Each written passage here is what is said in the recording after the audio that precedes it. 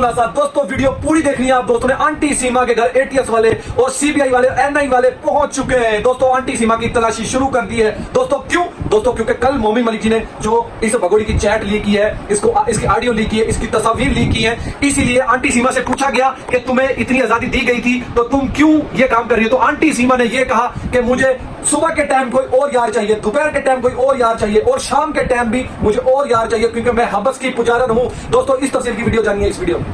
अस्सलाम वालेकुम दोस्तों, जैसा कि आप जानते हैं राशिद बाबा जी, उम्मीद होगी सारे बहन भाई खैरियत से होंगे। दोस्तों आपकी खिदमत में हाजिर है नई अपडेट के साथ। दोस्तों बहुत बड़ी खबर, बहुत बड़ा खुलासा। दोस्तों आंटी सीमा के घर सीबीआई वाले, एनआई वाले, एटीएस वाले दोस्तों सब पहुंच चुके हैं। आंटी जो प्रशासन पहले काम नहीं कर रही थी अब करना शुरू कर दिया है, उनकी आंखें खुल चुकी हैं। दोस्तों आंटी सीमा के घर की तलाशी ले ली गई है। आंटी सीमा के पास मोबाइल था वो भी जब्त कर लिया। आंटी सीमा के पास जो जो सामान था सब उन्होंने जब्त कर लिया है। आंटी सीमा से पूछा जा रहा है कि इसका मतलब ये नहीं कि तुम्हें आजादी दी गई है तो तुम ऐसा काम करो, सोशल मीडिया पे आओ और काम। आंटी सीमा से पूछा तुम क्यों ऐसा काम करती हो। आंटी सीमा ने ये जवाब दिया कि जी मैं ये चाहती हूँ, मैं हबस की पुजारन हूँ। सुबह के टाइम मेरे साथ कोई और यार हो, दोपहर के टाइम कोई और यार हो और शाम के टाइम कोई और यार हो। मुझे यार बदलने की आदत है, आंटी सीमा ने ये कहा है। और दोस्तों जैसे आप तमाम दोस्तों को पता है कि मोमिन मलिक जी के खिलाफ इन्होंने एफआईआर दी थी, तो ये क्यों हरकत में आ गए हैं एटीएस वाले और सीबीआई वाले।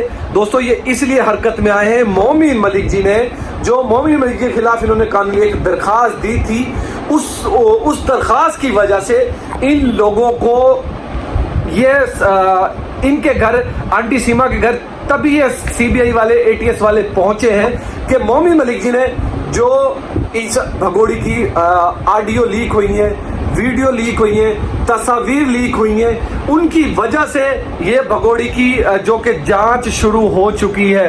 दोस्तों जांच इतनी जबरदस्त हो चुकी है कि दोस्तों यहाँ पे छोटी सी बातें करते चले कि आंटी सीमा के घर पे 2 पुलिस के एहलकार बैठे होते थे जो सुबह 5 बजे आते थे और रात को 10 बजे जाते थे। आंटी सीमा उनको रात को 10 बजे छुट्टी देती थी कि आप जाएं, अब तो आपके भी बीवी बच्चे हैं तो आप अपने बीवी बच्चों के पास जाएं, मैं अपने बच्चों के पास हूँ तो कोई मसला नहीं है, मैं अब मैनेज कर लूंगी। दोस्तों जो रघुपुरा का एसएचओ है वो 2 पुलिस के एहलकार इसलिए उसने बिठाए हुए थे कि आंटी सीमा के पास कोई मच्छर भी ताकि ना जा सके इस भगोड़ी के पास।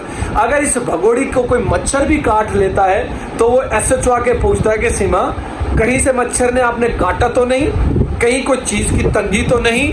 दोस्तों ये एसएचओ वो है, वो भगोड़ी के घर पे आके जो रात को चाय पीता था। दोस्तों वो चाय भी पीता था और आंटी के चाय के साथ साथ लड्डू भी खाता है। ये वही एसएचओ है जो रघुपुरा के थाने में जो आंटी सीमा के ऊपर कोई कानूनी कार्रवाई नहीं करने दे रहा था।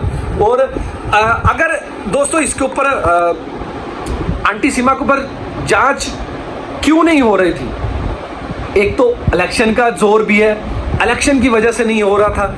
और दोस्तों इसकी फाइल को इसलिए तो समेट के एक साइड पे रख दिया गया था कि जब इलेक्शन हो जाएंगे तब देखेंगे कि इसका क्या करना है, इसको रखा जाए, इसको पाकिस्तान डिपोर्ट कर दिया जाए या इसको सजा कर दी जाए।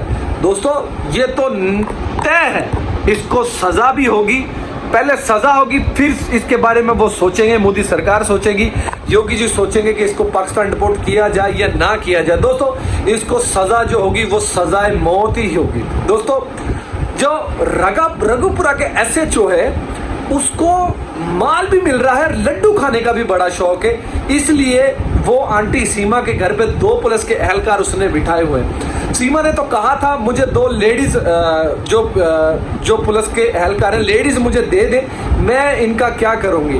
दोस्तों लेडीज के घर पे तो लेडीज ही खटाते हैं ना।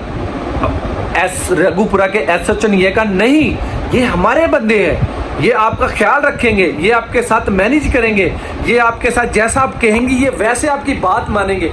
इसलिए वो भगोड़ी आराम से बैठ गई थी और उसने कहा चलो ठीक है, मैं इनसे ही गुजारा कर लेती हूँ। दोस्तों, ऐसा कुछ भी नहीं हुआ।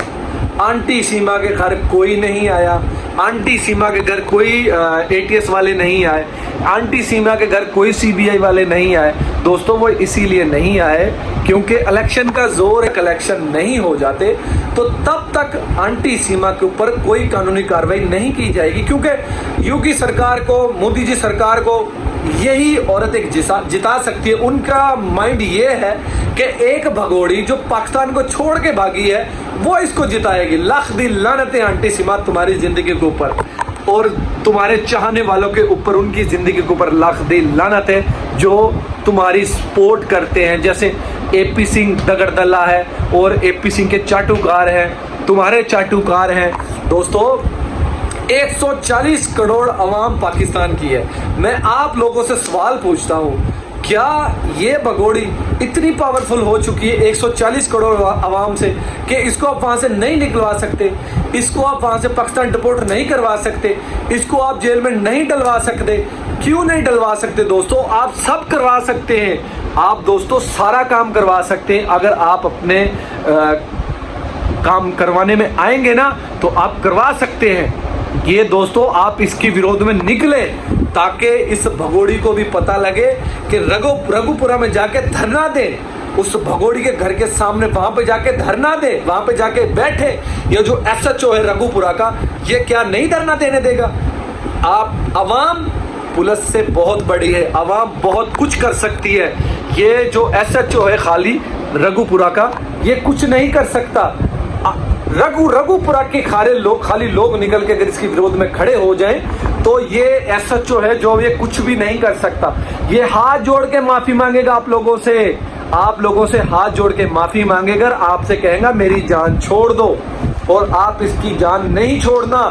क्यों? इन 13 महीनों से इस पे से हिसाब लेना है कि इस भगोड़ी के खिलाफ क्यों कानूनी कार्रवाई नहीं की जा रही, क्यों उसके ऊपर कोई एक्शन नहीं लिया जा रहा। दोस्तों, आप तमाम दोस्तों को पता है इस बात का कि आपको इलेक्शन हो रहे हैं, इसलिए इस भगोड़ी के ऊपर कोई काम नहीं किया जा रहा। इसके केस को इसलिए संभाल के रखा हुआ है।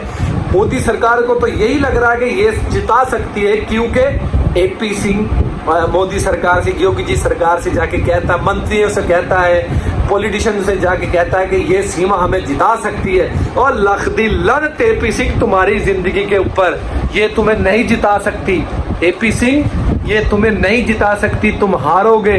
एपी सिंह, तुम खड़े हो जो किसी भी जगह पे, तुम जमाने बदनाम वकील हो। एक मोमिन मलिक जी भी है, क्या इंसान है, हम सलूट करते हैं उसको बार बार। इसलिए दोस्तों, मैं उसको हर वीडियो में बार बार सलूट करता हूं कि एक नेक दिल इंसान है, एक बहुत अच्छे इंसान है, और ऐसा इंसान अल्लाह ताला हर मुल्क में, हर इलाके में पैदा करे जैसा मोमिन मलिक जी। और एपी सिंह जमाने बदनाम वकील है जो वकालत के नाम पे बहुत बड़ा धब्बा है। ऐसा तो नहीं होना चाहिए। ऐसा अगर हो तो उसका गला घोट के मार देना चाहिए ऐसे एपी सिंह को, ऐसे दगड़दल्ले एपी सिंह को। दोस्तों, एटीएस वाले क्यों नहीं कोई काम कर रहे? एटीएस वाले क्यों नहीं हरकत में आ रहे हैं? 13 महीने से क्या कर रहे हैं? कोई भगोड़ी की जांच नहीं की, कोई भगोड़ी को नहीं ले जाके उनकी अच्छी तरीके से जांच की गई, उसके ऊपर अच्छे तरीके से उसकी जांच की जाए, उसके मोबाइलों की चेकिंग की जाए, फिर इन तमाम लोगों के सामने ये वाजिया हो जाएंगे कि ये भगोड़ी क्या कर रही है। ये नए से नए यार बना रही है। भारत में भी इसने किसी को नहीं छोड़ा, पाकिस्तान में भी इसने किसी को नहीं छोड़ा, और ये आगे अभी भी यही काम कर रही है। ये जो रघुपुरा का एसएचओ है, ये इसीलिए इस भगोड़ी की सपोर्ट कर रहा है। वहां पे अपने 2 पुलिस के एहलकार बिठाए हुए हैं, क्योंकि लड्डू खाने का बड़ा शौक है उस एसएचओ को। एसएचओ साहब, आपको चाहिए, आपकी शर्म कहाँ पे चली गई है? आप एक अनलीगल तरीके से आई भगोड़ी का साथ दे रहे हो, आपको चाहिए उसका साथ नहीं देना। आप इसकी जांच करें और इसको उठा के इसको जेल में डालें, रघुपुरा के थाने में ही डालें। दोस्तों, आज के लिए इतना ही, मिलते हैं किसी और वीडियो में। दोस्तों, इसी तरह हमारे साथ जुड़ रहे हैं, हमारे चैनल को सब्सक्राइब करें, हमारी वीडियो को लाइक करें। तब तक के लिए अल्लाह हाफ़िज़।